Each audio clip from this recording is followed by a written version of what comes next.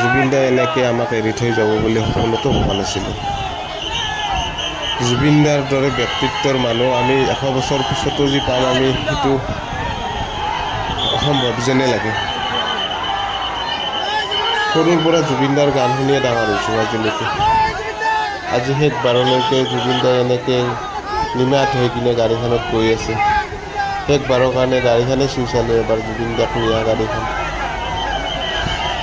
জুবিন দাই অসমৰ কাৰণে বহুত কৰিলে আৰু বহুত কৰিব লগা আছে, কিন্তু তেখেতে বহুত সোনকাল গুচি গ'ল আমাৰ মাজৰ পৰা। আৰু অসম নহয়, তেখেত ভাৰতবৰ্ষৰ কাৰণে বহুত কৰিছে। এনেকুৱা এটা মানুহ আমি যি পাম আৰু আমাৰ জীৱনততো নাপাওঁ, এইটো অসম্ভৱ কথা। জয় জুবিন দা, আপুনি য'তে থাকে সদায় ভালদৰে থাকক।